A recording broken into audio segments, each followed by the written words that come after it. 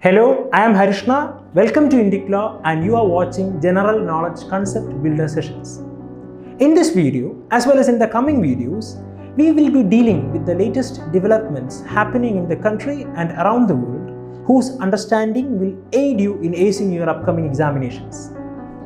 On December 8, in Tamil Nadu's Kunur, in a tragic helicopter crash involving an IAF helicopter Mi-17V5, India was left in shock and tears as it learned about the passing away of the first Chief of Defence Staff of India, General Bipin Rawat, along with the 14 on board. A quintessential military commander and strategist, General Rawat was elevated to the post of the CDS a day before his retirement as the Indian Army Chief on 31st December 2019, and he took charge as the Chief of Defence Staff on January 1, 2020. As the CDS, he ranked above the other 4-star military officers heading the Navy, Air Force and the Army, and headed the Department of Military Affairs in the Defence Ministry. He was also the principal military advisor to the Defence Minister on all matters related to the forces. As India's first Chief of Defence Staff, General Rawat calibrated a tri-services military doctrine to equip India to face myriad security challenges from all fronts, and he was also instrumental in bringing down militancy in the conflict zones.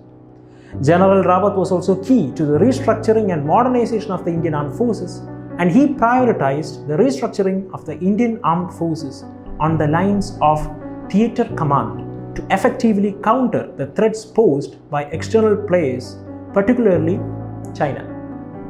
And moving forth with the modernization plans initiated by General Rawat, along with bringing the tri-services on the same page regarding the formation of theatre command, is going to be the trying task for the new CDS. Defence Minister Rajnath Singh has said that the process to identify the next CDS has been set in motion, and Army General Naravane, who has assumed charge as the chairman of the Chiefs of Staff Committee, has taken over some of the responsibilities of the CDS as the most senior military officer in the country. Now, let's have a look at the origin, eligibility and responsibilities of the Chief of Defence Staff. Its creation was recommended by a high-level committee set up to examine the gaps in India's security system following the Kargil War in 1999. Though the Kargil Review Committee recommended the appointment of the CDS as a single-point military advisor to the Defence Minister, it never moved forward. Then, in 2012, the Naresh Chandra Committee recommended the appointment of a permanent chairman of Chief of Staff Committee, but that too never moved. But on August 15, 2019, PM Narendra Modi in his Independence Day speech announced the creation of the CDS post, and thus General Rawat made history by being the first CDS of India. Now let's see the eligibility criteria for the post of the CDS. Any commanding officer of the three services, the Indian Army, the Indian Air Force and the Indian Navy, is eligible for the post of the CDS. And the retirement age for the CDS is 65 years, while the service chiefs have a tenure till they are 62 or for 3 years, whichever is earlier. And the CDS will not be eligible to hold any government office after resigning as the CDS. Of the 3 serving chiefs of the armed forces, the Indian Army Chief General Naravane is the senior most in the military and thus is the front runner to the post of the CDS. General Naravane has a tenure till April 2022 as the Indian Army Chief.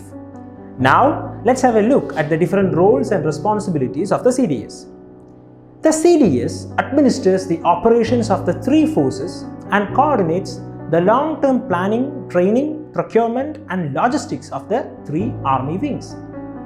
The CDS plays a dual-hatted role as the permanent chairman of the Chief of Staff Committee, which is a military role, and as the head of the Department of Military Affairs, which is a government role. With the unexpected demise of General Bipin Rawat, a void has been created in India's defence infrastructure, and let's hope the next CDS will be able to navigate the Indian military establishment through the many challenges as we move forward. This is Harishna signing off until we meet again next week with more interesting and informative contents on Indic Law.